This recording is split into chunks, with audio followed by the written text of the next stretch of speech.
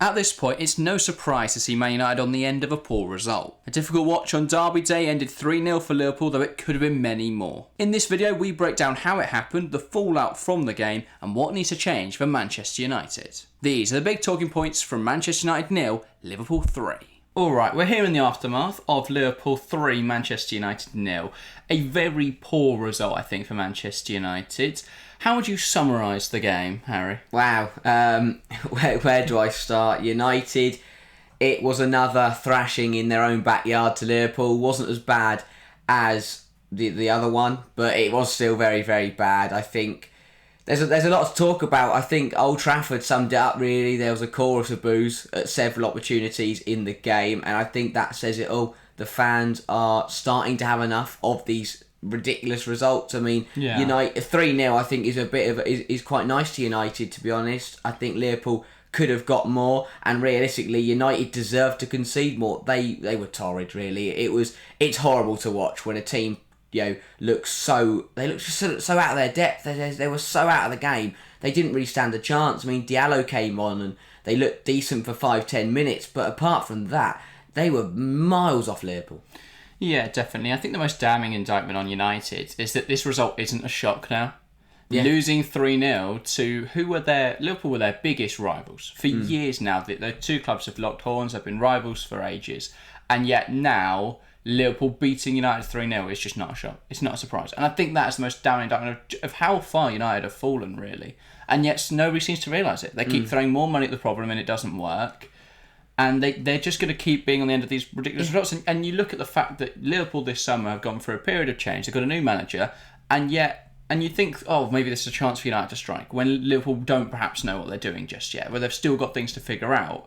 Yet, Liverpool were the ones who looked organised. After 3 matches, Ten Hag has had 3 years. And his team look completely disorganised. It was chaos out there for Manchester United. It just doesn't make any sense. And I think the worst thing is it shows a massive step backwards. Last season, what was it? I mean, Man United, they beat them at home in the FA Cup, albeit they went to extra time, but they still beat them. And was it a draw at Anfield when Diallo got sent off? That shows a massive step backwards. You've gone from beating and drawing to a team in one season. Next season, they've put 3 past you at home. It felt like from 2 years ago where they got battered. Last season, then they got back on level terms. We saw that rivalry come through. We saw a hard-fought draw where United sat back and they defended well. But then this season, they've turned up here. Liverpool beaten them off, played them off the park, and it is a massive, massive step in the wrong direction. Yeah, I mean, everything this summer seems to have been. They wanted to move on Ten Hag. They looked at the manager market, didn't see any better options. And the problem with quite openly doing that is that Ten Hag knows his time is limited. Yeah. So he's going to play it safe because he knows if he gets to he's just got to get to the next meeting and then to the meeting after that, and he'll keep his job. And I just don't know where the end of the tunnel is. Yeah. It just seems that at some point somebody's got to admit this just isn't working. But yeah, £600 million spent, I think, now under Ten Hag at Manchester United. I couldn't tell you a single transfer that's worked out. I think every single transfer's been a miss so far. Like, even Højlund, who's played well at times, he didn't score in his first 9 Premier League matches, been injured for a lot of it. I guess you could argue Lisandro Martinez. Yes, that would be my one. One. And to be fair, I will take that back. I will say Lisandro Martinez was a good transfer. Other than that, they are all failures. Now, obviously, it's a bit early to judge this summer, and I still think Lenny Yoro will probably come good for them. I still think that Joshua Zirkzee will probably play quite well. I think that now signing Manuel Ugarte is a good deal. But for the amount of money they've spent, to come away with 3, maybe 4 good players is bizarre. I mean, obviously, like De Ligt, Mazraoui as well, they've come in this summer. I know Nana's shown bits at times, but there's just so much inconsistency in their performances. And for that amount of money, that's just completely unacceptable. But mental. And the amount of United fans who said they had a good window in this summer just gone, I don't see it. There are still huge problem areas that they didn't really address. I mean, defensive midfield, they had to overspend on deadline day to go and bring in Manuel Ugarte. Yeah. I mean, that deal just says everything about the mess United are in right now, because they were targeting him for months. That deal seemed to be done.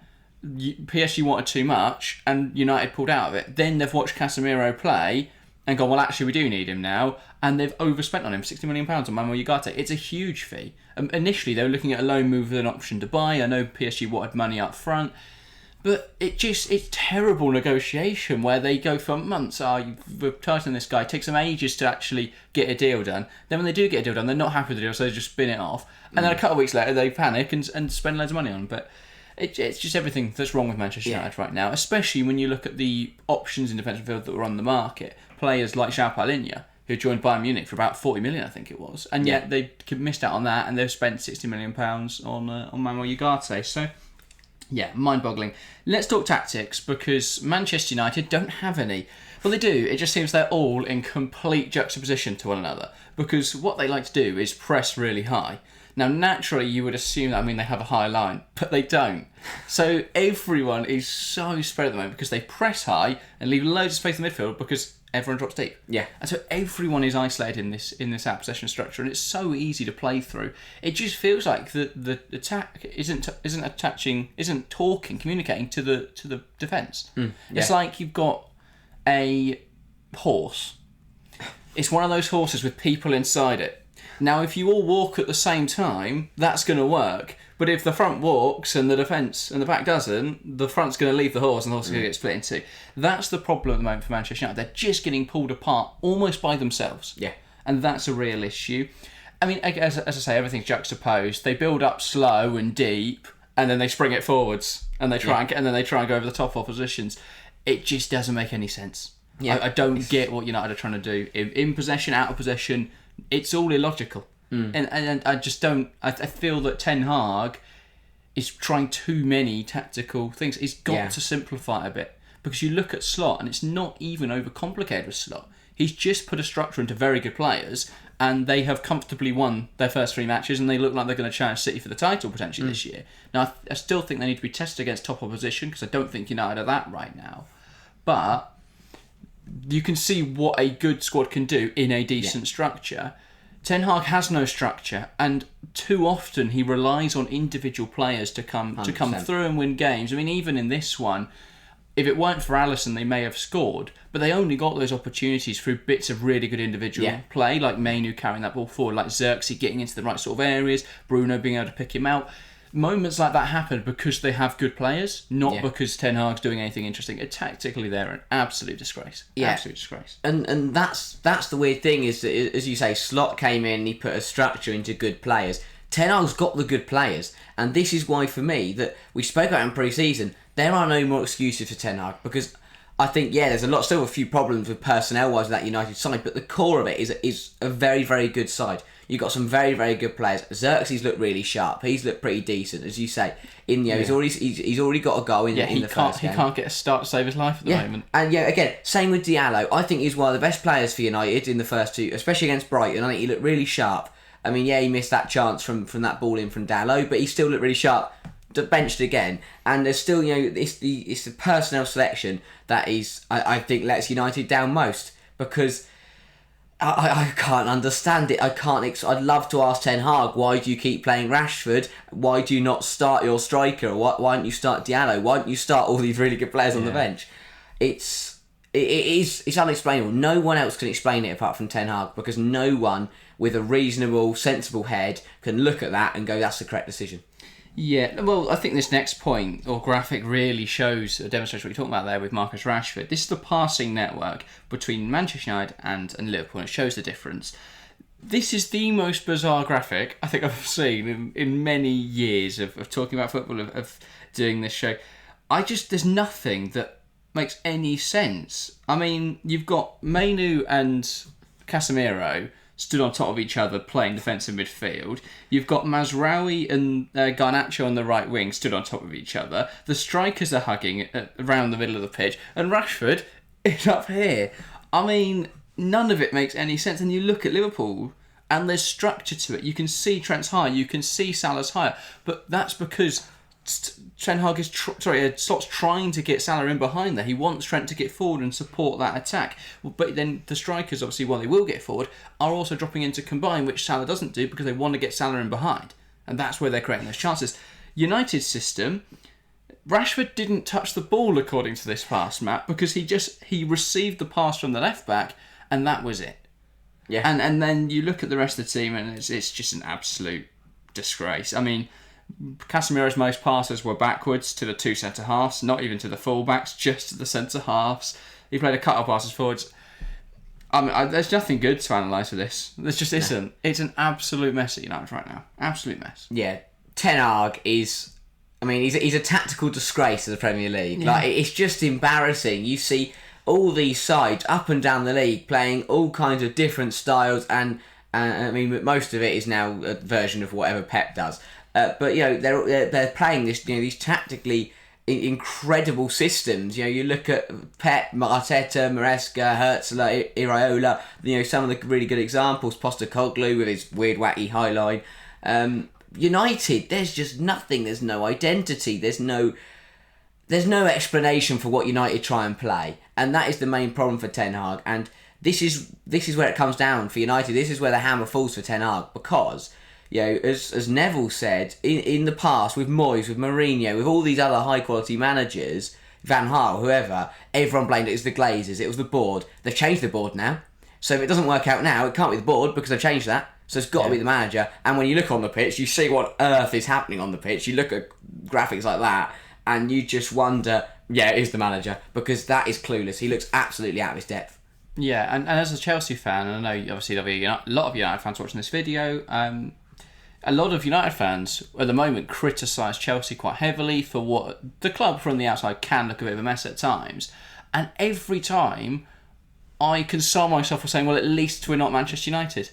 Yeah. At least the club has an understanding of the mess we're in. Yet United seem to live in this fairy tale land where whatever they do is fine. Yeah. There seems to be no accountability to the fact that United at the moment just don't play very well.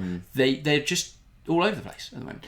But yeah, let's talk about Casemiro then, because there's been a lot of flack for Casemiro online. I think my favourite one was a tweet. I can't remember who tweeted it, unfortunately, so I can't credit them. But it said that Casemiro needs to go to whatever the National League version is of Saudi Arabia, Aldershot. I quite like that. But yeah, he's just not played very well for about 3 years. Yeah. It's really mind-blowing as to how nobody at United seems to have noticed this or done anything until this summer to address the issue, and until last week, really, to address the issue.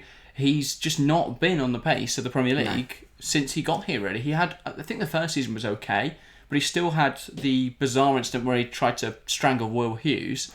And then, since then, he's just looked completely off the pace. Yeah. The midfield gets completely overrun, and I know a lot of that is tactical as well, but he's just not up to scratch anymore. I feel for him a little bit, and that's something weird to say, but it's not. I feel for him because it's not a bad run of form. He simply cannot do what is being asked of him. There's nothing he can do. His body, his fitness levels, and his ability, he just simply cannot perform the role that he needs to perform in the Premier League. And I think he's being hung out to dry, to be honest, and I think he is kind of the scapegoat for all this, because yes, it is his fault, but what can he do about it? He's being asked to play a position that he just physically cannot play anymore. And it's so bizarre that they keep going with him.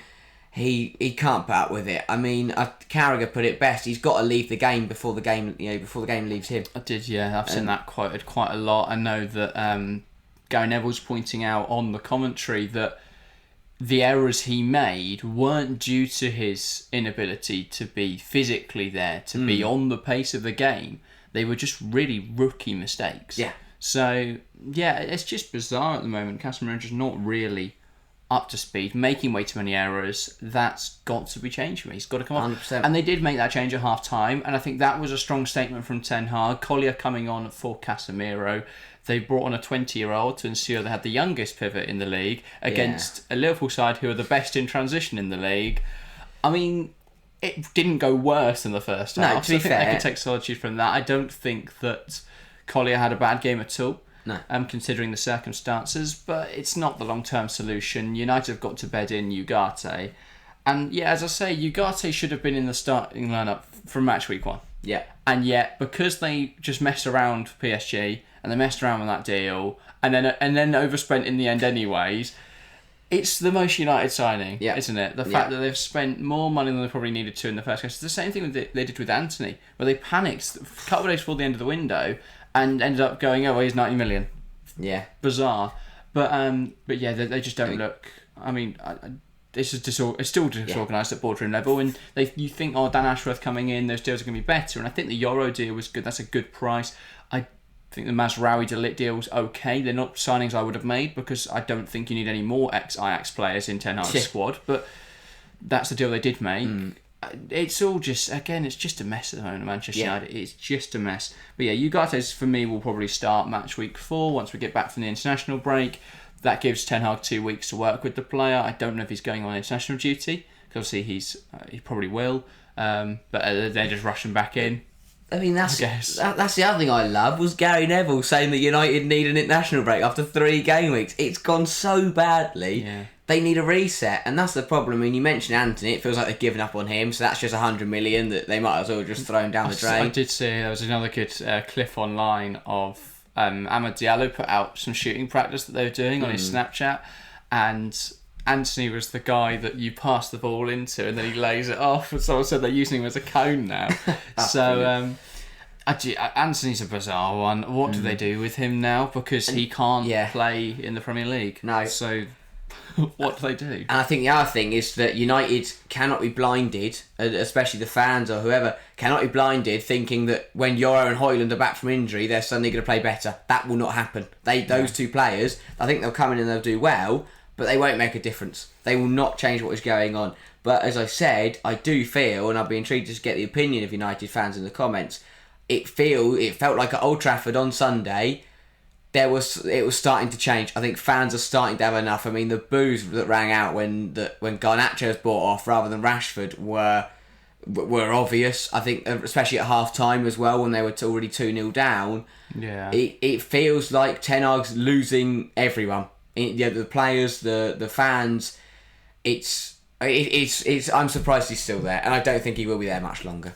I think he's going to make it to Christmas, which is mental, but. But if a board can't notice that expected performance had them 15th last season, and that they're blinded by this FA Cup win, then how long are they going to take to notice this season's falling apart? If the board were going to sack Ten Hag, they would have done it already. There's no one available now to move for. I do agree that the manager market is very tough at the moment. However, I mean, Liverpool had the same problem. They wanted a manager in the summer, but they managed to go and get one, and get a high quality one. So it's not that there weren't many options out there, but there were still options. And Man United, I'm sure you can convince someone, maybe. Liverpool is an attractive prospect though, which United probably isn't right now. I think it'd be interesting who they go for. I think stylistically, Kieran McKenna would be the best fit. Look what he's doing with Ipswich, and it's not defensive football. No. It's really well structured, organised defensive stuff, but also elite attacking football. They are really good in transition. And look at United's attack. Alejandro Garnacho, Diallo, maybe even Rashford, Højlund. They're players who will transition very well. When you get the ball in behind, and we have seen it at times for United this season, a bit in the Brighton game, where if you manage to get United in transition, if you get them on the counter, their attackers will work. Yeah. And so I think the best stylistic fit is Kieran McKenna, and it makes the most sense. He's been at Manchester United before as a coach. The storyline is there. Yeah, the problem I just don't see it happening yet. The problem is, Ipswich is a better place to be for McKenna than United is. Right, they're only 2 points off them, and that's the thing. I think McKenna could keep his position in the league, and then suddenly it's like, well, why would he leave? He's still in the Premier League. It's not. But the problem is, even if they do have to wait another year or 2 to get someone like McKenna, they can't have another 2 years. They just sit there and go, oh, well, let's be crap for another 2 years. But Bruno's going to score a couple of pens, and see who gets a late win against Fulham. We'll get through that. The other problem is, you could suggest someone like Potter, but United fans would go, oh, no, he's rubbish. But because they only judge what he did at Chelsea. Look what he did at Brighton. He is a good manager. You can't, it just... Thomas Tuchel is on the manager market right now. I think there are managers out there. Options. I think Ten Hag is on borrowed time, but equally, I think at any other club he would be on borrowed time. At United, I think he's pretty safe at the moment. The issue is as well, United keep looking for a project. They keep wanting a young manager who's going to take them forward. I don't think there's anything wrong with admitting that right now United aren't in that position. No, their squad is such a mess. They just need someone who's going to come in and implement some structure. And I think a manager like Thomas Tuchel, look at what he did at Chelsea with that. He won a Champions League with that Chelsea team. That's an incredible managerial achievement. I don't think people give him enough credit for that. Yeah. Because that Chelsea team was genuinely awful. Like, you look, not awful. There are some good players in it, but they were not on the level of Manchester City. They were not on the level of some of the other teams they beat in the run to the final. And I know they had a nice run, but still, he won a Champions League with a team that should never have even been there. I think that bringing someone like him in at United right now, where he's going to be able to just command what is a mess of a dressing room, would make a lot of sense. Just to bring in some simple structure and get these players playing some good football. I think Ten Hag is walking on thin ice. I think, though, that ice currently, even if he goes through that, United seem to be reluctant to sack him. I think he will be lucky to make it past the turn of the year. Yeah. I'll be intrigued to see how they get on the next few matches. I think, again, they've got 3 points from 3 games. If they average a point a game, they'll probably stay up. But yeah, I don't know. United at the moment, I know that Brighton and Liverpool are very difficult games, but they only won Fulham with an 87th minute winner, and they weren't convincing in that one. I mean, look at the Brighton game. They should have got something from it. I think conceding the 95th minute is never a good idea. You look at the Welbeck goal; that was horrific defending. It was odd. Ten Hag decided that the best time to debut De Ligt was against Liverpool and not in the previous 2 matches. I know. Well, to be fair, yes, it would have been very early to just rush him into Fulham, but he could have played the Brighton game, and I don't think they concede that. I think if team selection keeps letting them down, I think fans will riot. If they come up for the international break and Rashford starts, if I was a United fan, I just wouldn't bother watching the game. Well, the thing with Rashford is, you think coming out the international break, he'll be the player who's most sharp. He's the only one who's not playing football for 2 weeks. So he probably will start. Exactly. He needs to come back and prove himself. But I just don't know if that happens right now. So a lot going on at Manchester United. It'd be interesting to talk about. Liverpool look really good. We could have easily made a video this week talking about how Liverpool are probably going to win the probably going to be up there for the Premier League. Probably not going to win it because City are incredible.